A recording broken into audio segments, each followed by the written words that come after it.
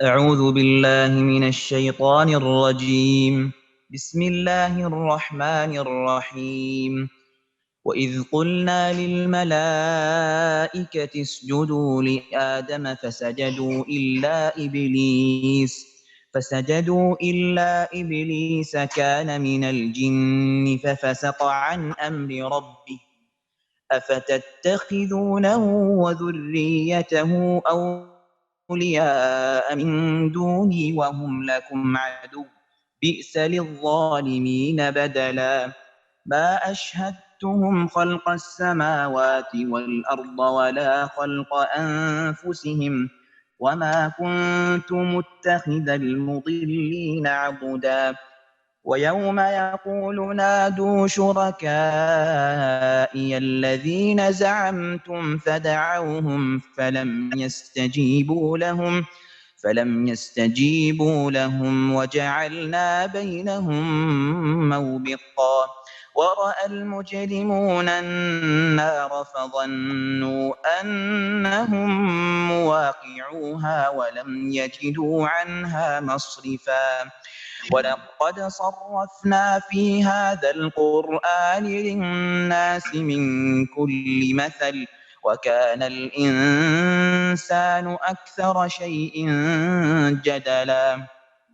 وما منع الناس أن يؤمنوا إذ جاءهم الهدى ويستغفروا ربهم إلا أن تأتيهم سنة الأولين أو يأتيهم العذاب قبلا. وما نرسل المرسلين إلا مبشرين ومنذرين ويجادل الذين كفروا بالباطل ليدحضوا به الحق واتخذوا آياتي وما أنذروا هزوا. ومن أظلم ممن ذكر بآيات ربه فأعرض عنها ونسي ما قدمت يداه. إنا جعلنا على قلوبهم أكنة أن يفقهوه وفي آذانهم وقرا وإن تدعوهم إلى الهدى فلن يهتدوا إذا أبدا. وربك الغفور ذو الرحمة لو يؤاخذهم بما كسبوا لعجل لهم العذاب بل لهم موعد لن يجدوا من دونه موئلا. وتلك القرى أهلكناهم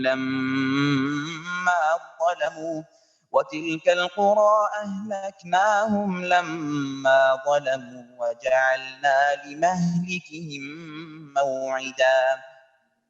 وإذ قال موسى لفتاه لا أبرح حتى أبلغ مجمع البحرين أو أمضي حقبا. فلما بلغا مجمع بينهما نسيا حوتهما فاتخذ سبيله في البحر سربا.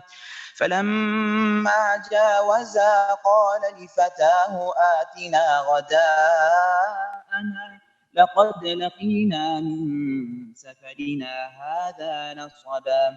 قال أرأيت إذ أوينا إلى الصخرة فإني نسيت الحوت وما أنسانيه إلا الشيطان أن أذكره واتخذ سبيله في البحر عجبا. قال ذلك ما كنا نبغي فارتدا على آثارهما قصصا. فوجدا عبدا من عبادنا آتيناه رحمة من عندنا وعلمناه من لدنا علما.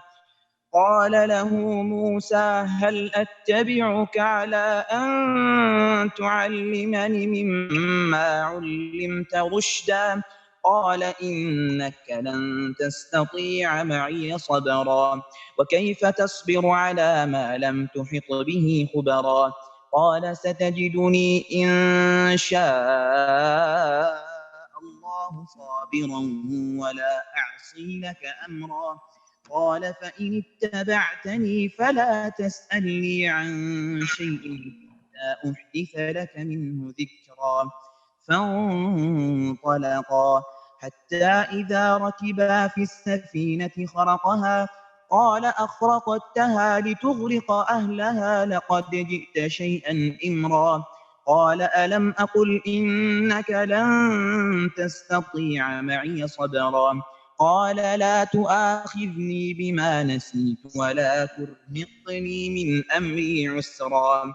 فانطلقا حتى إذا لقيا غلاما فقتله قال أقتلت نفسا زكية بغير نفس لقد جئت شيئا نكرا.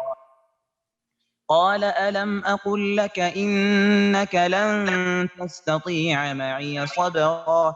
قال إن سألتك عن شيء بعدها فلا تصاحبني قد بلغت من لدني عذرا. فانطلقا حتى إذا أتيا أهل قرية استطعما أهلها فأبوا أن يضيفوهما فوجدا فيها جدارا يريد أن ينقض فأقامه. قال لو شئت لاتخذت عليه أجرا. قال هذا فراق بيني وبينك سأنبئك بتأويل ما لم تستطع عليه صبرا. أما السفينة فكانت لمساكين يعملون في البحر فأردت أن أعيبها وكان وراءهم ملك يأخذ كل سفينة غصبا. وأما الغلام فكان أبواه مؤمنين فخشينا أن يرهقهما طغيانا وكفرا فأردنا أن يبدلهما ربهما خيرا منه زكاة وأقرب رحما.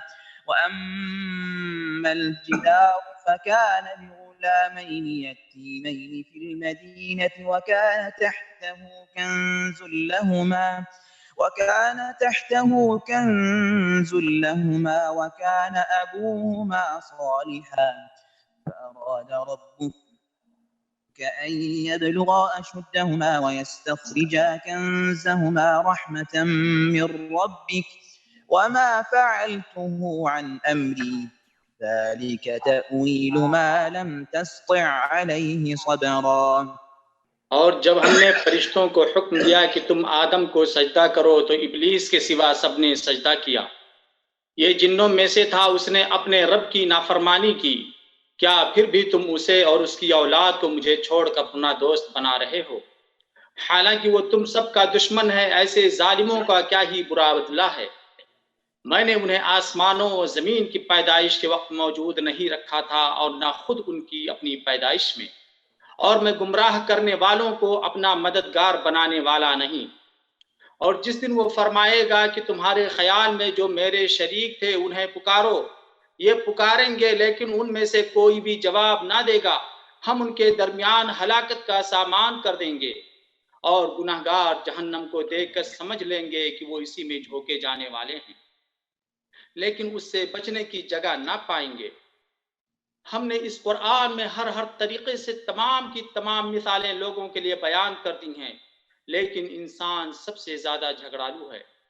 लोगों के पास हिदायत आ चुकने के बाद उन्हें ईमान लाने और अपने रब से इस्तिग़फ़ार करने से सिर्फ उस चीज ने रोका कि अगले लोगों का सा मुआमला उन्हें भी पेश आए या उनके सामने खुल्लम खुल्ला अजाब आ मौजूद हो जाए।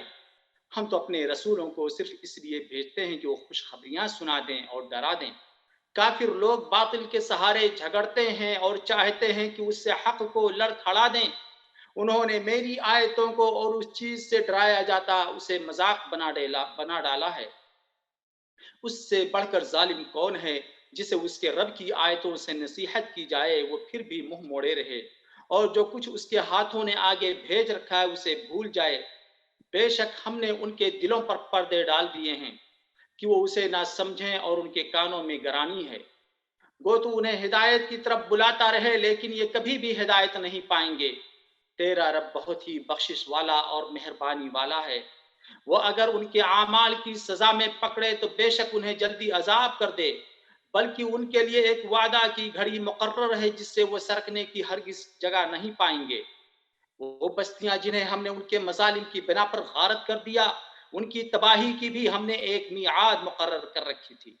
جبکہ موسیٰ نے اپنے نوجوان سے کہا کہ میں تو چلتا ہی رہوں گا یہاں تک کہ دو دریاؤں کے سنگم پر پہنچوں، خواہ مجھے سالہ سال چلنا پڑے۔ جب وہ دونوں دریا کے سنگم پر پہنچے وہاں اپنی مچھلی بھول گئے، جس نے دریا میں سرنگ جیسا اپنا راستہ بنا لیا۔ جب یہ دونوں وہاں سے آگے بڑھے تو موسیٰ نے اپنے نوجوان سے کہا کہ لا ہمارا ناشتہ دے، ہمیں تو اپنے اس سفر سے سخت تکلیف اٹھانی پڑی۔ اس نے جواب دیا کہ کیا آپ نے دیکھا بھی، جبکہ ہم پتھر سے ٹیک لگا کر آرام کر رہے تھے وہیں میں مچھلی بھول گیا تھا۔ دراصل شیطان نے ہی مجھے بھلا دیا کہ میں آپ سے اس کا ذکر کروں۔ اس مچھلی نے ایک انوکھے طور پر دریا میں اپنا راستہ بنا لیا۔ موسیٰ نے کہا یہی تھا جس کی تلاش میں ہم تھے، چنانچہ وہیں سے اپنے قدموں کے نشان ڈھونڈتے ہوئے واپس لوٹے۔ بس ہمارے بندوں میں سے ایک بندے کو پایا جسے ہم نے اپنے پاس کی خاص رحمت عطا فرما رکھی تھی اور اسے اپنے پاس سے خاص علم سکھا رکھا تھا۔ اس سے موسیٰ نے کہا کہ میں آپ کی تابعداری کروں کہ آپ مجھے اس نیک علم کو سکھا دیں جو آپ کو سکھایا گیا ہے۔ اس نے کہا آپ میرے ساتھ ہرگز صبر نہیں کر سکتے، اور جس چیز کو آپ نے اپنے علم میں نہ لیا ہو اس پر صبر کر بھی کیسے سکتے ہیں؟ موسیٰ نے جواب دیا کہ انشاءاللہ آپ مجھے صبر کرنے والا پائیں گے اور کسی بات میں آپ کی نافرمانی نہ کروں گا۔ اس نے کہا اچھا اگر آپ میرے ساتھ چلنے پر اصرار کرتے ہیں تو یاد رہے کسی چیز کی نسبت مجھ سے کچھ نہ پوچھنا جب تک کہ میں خود اس کی نسبت کوئی تذکرہ نہ کروں۔ پھر دونوں چلے یہاں تک کہ ایک کشتی میں سوار ہوئے۔ خضر نے اس کے تختے توڑ دیے۔ موسیٰ نے کہا کیا آپ اسے توڑ رہے ہیں کہ کشتی والوں کو ڈبو دیں؟ یہ تو آپ نے بڑی خطرناک بات کر دی۔ خضر نے جواب دیا میں نے تو پہلے ہی تجھ سے کہہ دیا تھا کہ تو میرے ساتھ ہرگز صبر نہ کر سکے گا۔ موسیٰ نے جواب دیا کہ میری بھول پر مجھے نہ پکڑیے اور مجھے اپنے کام میں تنگی نہ ڈالیے۔ پھر دونوں چلے یہاں تک کہ ایک لڑکے کو پایا، خضر نے اسے مار ڈالا۔ موسیٰ نے کہا کہ کیا آپ نے ایک پاک جان کو بغیر کسی جان کے عوض مار ڈالا؟ بے شک آپ نے تو بڑی ناپسندیدہ حرکت کی۔ وہ کہنے لگے کہ میں نے تم سے نہیں کہا تھا کہ تم میرے ہمراہ رہ کر ہرگز صبر نہیں کر سکتے؟ موسیٰ علیہ السلام نے جواب دیا اگر اب اس کے بعد میں آپ سے کسی چیز کے بارے میں سوال کروں تو بے شک آپ مجھے اپنے ساتھ نہ رکھنا، یقیناً آپ میری طرف سے حد عذر کو پہنچ چکے۔ پھر دونوں چلے ایک گاؤں والوں کے پاس آ کر ان سے کھانا طلب کیا تو انہوں نے مہمانداری سے صاف انکار کر دیا۔ دونوں نے وہاں ایک دیوار پائی جو گرا ہی چاہتی تھی، اس نے اسے ٹھیک اور درست کر دیا۔ موسیٰ علیہ السلام کہنے لگے اگر آپ چاہتے تو اس پر اجرت لے لیتے۔ اس نے کہا بس یہ جدائی ہے میرے اور تیرے درمیان، اب میں تجھے ان باتوں کی اصلیت بھی بتا دوں گا جس پر تجھ سے صبر نہ ہو سکا۔